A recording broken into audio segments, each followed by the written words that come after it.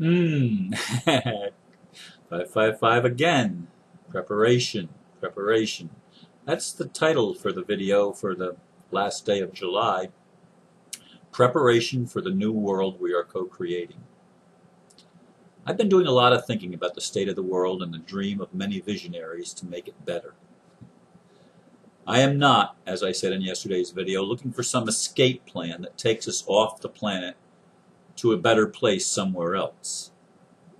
I don't believe if we keep the same attitudes we have held in this world that anywhere else would be better for long. The change really does need to be inside, not just cosmetic in nature. So, what can I do to prepare myself for a better world? Yeah, that's a hard question, isn't it? I suppose the first and probably the most difficult step is to get honest enough with ourselves to see what isn't working, to determine which beliefs are counterproductive to a world that works for everyone. Then, we need to let go of these impediments. Yes, the first step may be to wipe the slate clean as we prepare for a new start in a new world. As I contemplate my meeting with the dragon family coming up probably before the summer is over,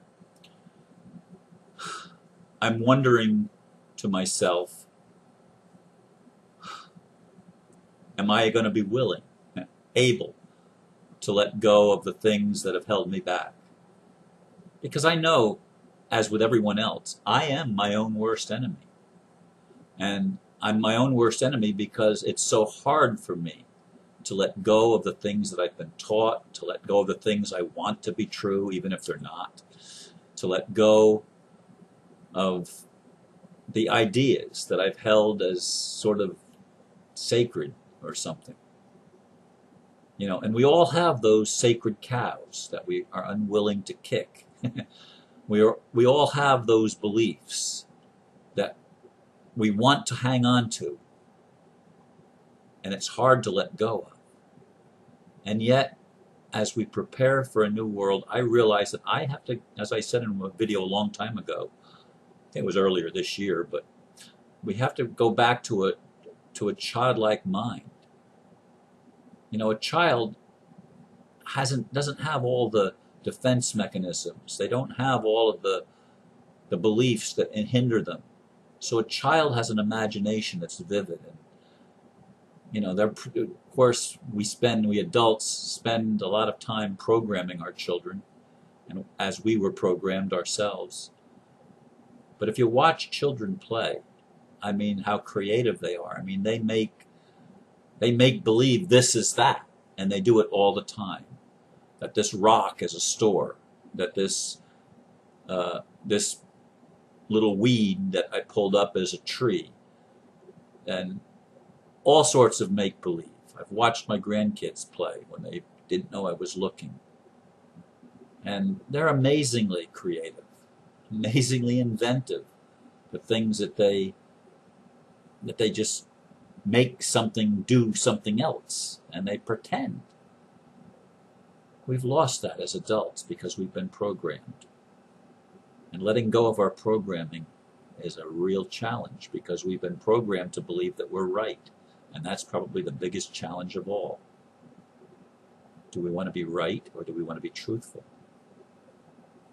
Many people, the answer is they want to be right. And as long as you have the idea that you want to be right, it's going to be really hard to let go of anything. As the Chinese master once said, the student came to the master saying, "Master, I want to be enlightened." And the master called for some tea. And they had 2 teacups there, and put the tea bag in the 1 cup for the student. The master started pouring the boiling water, the hot water, into the cup. And when the cup was full, the master kept on pouring, and the water was pouring out onto the saucer and onto the table and even onto the floor. And a student cried out, "Master, Master, what are you doing?" The master said, "As long as you're filled with your own ideas, you'll never get anything else in. The first job is to let go of our old ideas.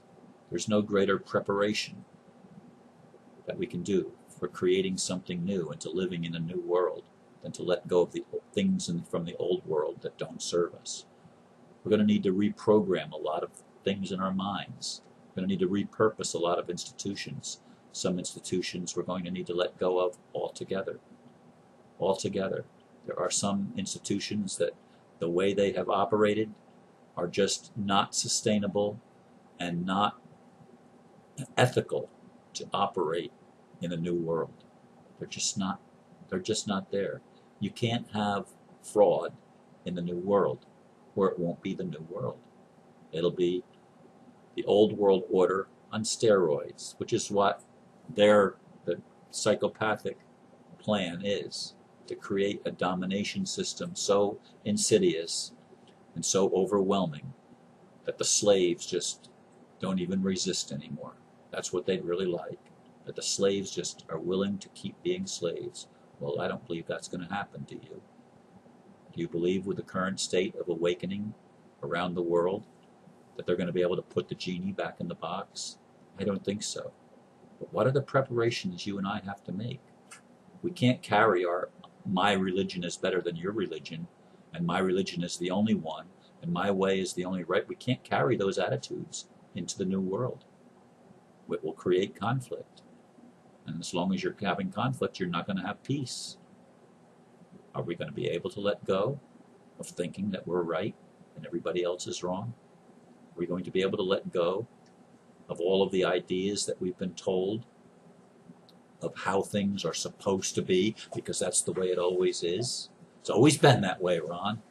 Well, if we're creating a new world, we've got to let go of the way it's always been, don't we? So conservatism isn't going to work. Real progressive mindset will help a lot. But there's an awful lot of progressive thinking that is really old school. It's really for big government and a big control system. A lot of the progressive democratic ideas in the United States that call themselves progressive, they're not going to work because it's about big government. It's about regulation. No, you need regulation when you have people that want to behave badly, when you have people that don't honor other people's rights, when you have people that are willing to hurt other people because they don't like something. As long as you have that kind of person, well, you're going to need some kind of enforcement, aren't you? You're going to need some kind of regulatory principles put in place. But if we're going to really have a new world, we're going to have to move beyond that. We're going to have to ultimately move beyond money. We're going to have to ultimately move beyond a lot of the structures, even the way government works. Yeah, there's going to be a bridge. There's going to have to be some semblance of the old that gradually gives way to the new. But as we prepare ourselves, we need to do the inside work. We need to do the shadow work. We need to get to the place where we really do love ourselves, because we can't love our neighbor if we don't love ourselves. And we've been brainwashed not to love ourselves. We've been shamed and guilted and jilted and defrauded in every way imaginable in our current world. We've been told things that are absolute lies, that are not true, and they've been told with the air of truth. Like, this is the way it is. God said it. I believe it. That settles it. How many fundamentalists have said that? It's a very major Christian point of view. I've heard lots of Christians in my younger days state that in those words. But you can't carry that attitude into the new world, because the new world is about love. The new world is about cooperation. The new world is about peaceful coexistence. It's not about demanding that your way is the only way. That cannot survive the transition that we're going through. That has to be jettisoned back to a bygone era, one that we can look at in retrospect and gain the wisdom from it and realize why it didn't work. and how stupid it was, how insane it was. But we can't carry it into the new world. How, how can we take the things that we've been programmed by in hell, in this hell on earth, and carry it into some heaven on earth? We would only pollute the heaven. Is that what we want to do? Do we want to go through the same thing again? Or do we want to create something brand new? Well, preparation. Do the inner work. Do the shadow work. Do the work of cleansing yourself and letting go of demanding your own way, and learn how to communicate in a healthier, better way. Learn how to listen and not just think of what you're going to say when the other person's talking, but to actually listen. As I contemplate sharing the experiences of the dragon family with you, as I contemplate what I'm going to learn there, I'm told it's going to be a very spiritual experience, and I believe that. And I'm looking forward to that, at whatever time it's able to occur, and in whatever way it's able to occur. I'm looking forward to that. But right now, I'm doing a lot of soul searching, a lot of introspection, in anticipation of the things that are going to be laid before me, and the opportunities that I'm going to be given, opportunities that I've prayed for, opportunities that I've wanted my whole life. I'm going to be given those opportunities. We're all being given new opportunities. What are we going to do to prepare for the world that's coming? What are we going to do to cleanse our souls of all the impurities and of all the pain and the suffering and the desire for retribution, the desire for revenge? Yeah, people do have to be accountable for their actions. But are you really willing to forgive? Forgiveness doesn't start with the other person, it starts with you. Are you willing to forgive you? Are you willing to first of all admit where you've been wrong and own up to the truth, and then let go and say, I was wrong, help me to do better? And that's all any of us can do in this progressive evolutionary process, is proceed from one step to the next, from one day to the next, looking at what comes up, giving ourselves a lot of grace, because we have a lot of grace right now to draw upon. Grace because we need it. God's favor because we need it. I encourage you with all of my heart to look and ask. Ask, as I said a couple of days ago, ask the hard questions. Ask them. Don't look for something somewhere else. Everything that you need is here right now. It's not somewhere else. It's not going to come to you on a silver platter. You're going to have to work through your own shit in order to get the fertilization necessary to let your gifts blossom, to let your life radiate the light of God and the love of God. Are you willing to let go of your Christianity, of your Islamic faith, of your Judaism, of your Hinduism, of your Buddhism? Are you willing to let go of your political ideologies and your scientific viewpoints? Are you willing to let go of everything and anything that does not smack with equality for all? Because there is no justice without equality. Justice requires truth, and it requires equal treatment. No law is a law if it's not equal and applicable to everyone. We're moving into a new world.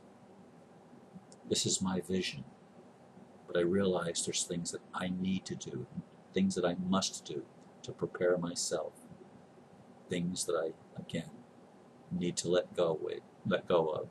And I need to be really brutally honest with myself, not to the point of beating myself up, but to the point of realizing what my real hindrances are and realizing how I've sabotaged my own life.